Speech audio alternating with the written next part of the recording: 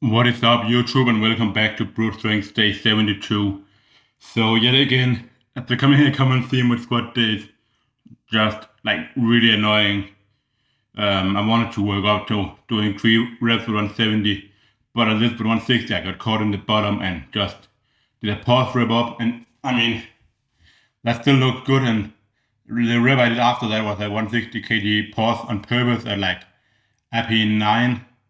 So, and I'm sure like I have a quad strain for sure in my like a little bit in my right leg that I need just to give a little bit of a rest. It's hard when I have a job where I walk a lot, but I'll just have to skip out on my squat days, stuff like that, in order to recover it fully.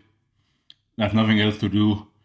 But I mean, it's just a symptom of having had a really hard time, like working a lot on the ebook, online coaching, YouTube videos, getting ahead on stuff, content for Instagram and here on YouTube with videos, and then just also trying to keep up with training.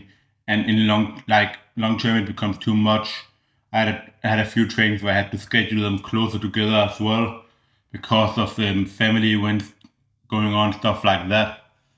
And it just I think became too much. Like I think this strain came after the 5 reps with 175 kg because it's after that that my performance really started to plummet.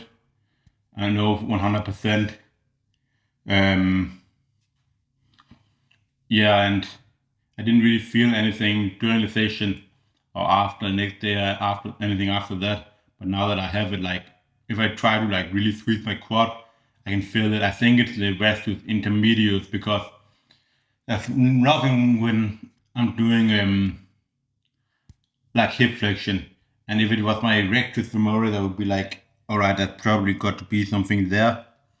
Um, and when I also like sit down in a squat when I'm not warmed up or anything, and I've like in the morning when I wake up, it's like not that bad if I sit down. When I do a little bit of walking and have started the day, got going, and I try to sit down without being like really warm, it's pretty bad. And I have pain on the certain areas when I press in on there. If I do a little bit of stretching, like a couch stretch, um, actually this like very limited what I feel there. And when I've done with that and I sit down, it starts to hurt more. I mean, it starts to hurt less. It hurts less after that. But if I then let go, like wait like 15 minutes, it back to square one, and there's quite a lot of pain again when I try. So I think it's definitely some kind of strain of one of the quad muscles, and I think like I'm really overthinking it, like as I always do with injuries. But I know that if it's a quad muscle, I just need to avoid squatting. I need to avoid too much walking. Even if I don't feel it, it can still impact it, and I just need to like just like test like maybe like after like a week where I haven't accurated anything, just like an easy test just to see how it feels when I like squeeze the muscle, stuff like that. And if it's less, then I'm on the um, right track. So I mean, yeah, it's annoying stuff like that. Like it really affects my mood and my trainings. Like with for this training, the dumbbell presses after, I didn't have that much motivation after. Like I just had to get through the session. I only got 11 reps with the 40 kg dumbbells and the really slow eccentric. And that is one less that I've done before. But I'm still very confident in my chest strength and my dumbbell presses, everything like that, lateral raises, that I'm gonna get stronger. Just know that when I'm not in the mood, like with this training here, it's just not going to happen. Like performance is gonna be that bit lower when your mind is just not that pumped for it. So that's how it is. And I did like a maxed out sit just with like normal tempo after, and I only had fuel left for 13 reps. Like I just did whatever I just wanted then. So I tried to do 4 sets of 9 with the 20 kg dumbbells in the flies as well. Just extremely slow tempo, really focusing on the eccentric, taking like 5 seconds down, so even slower than when I did like 14, and I only managed to get 3 sets of 9 and a set of 8.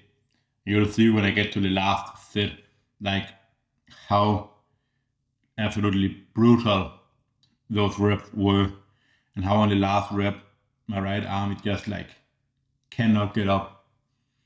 So a lot of people say that failing on flies is like dumbbell flies is dangerous, stuff like that. But I think if you know how to fail safely, it's not bad.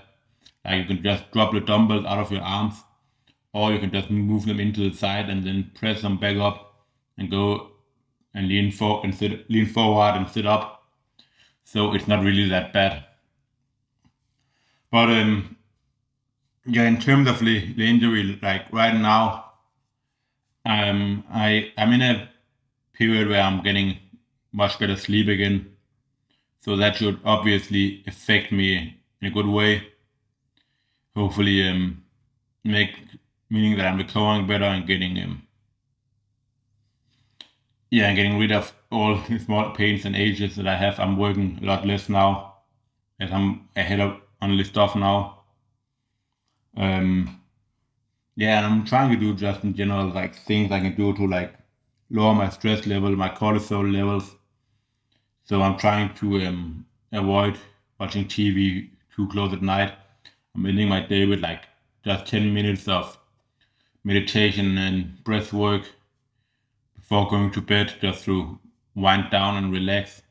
I'm probably also going to start taking like a hot shower before bedtime, as again some studies have shown that like getting the water to the outer surfaces, like the skin stuff like that, can help you body then begin to cool down, like what you need in order to fall asleep. So I'm going to start doing that, taking like a 5 minutes hot shower before bedtime.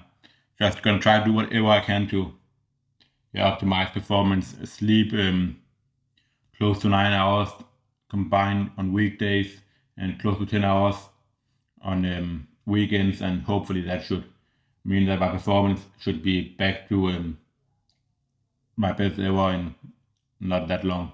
So that is all for day 72. A bit of a sad one, a bit of a boring one, but hope you enjoyed it anyways, and I'll see you all next time. I'm out.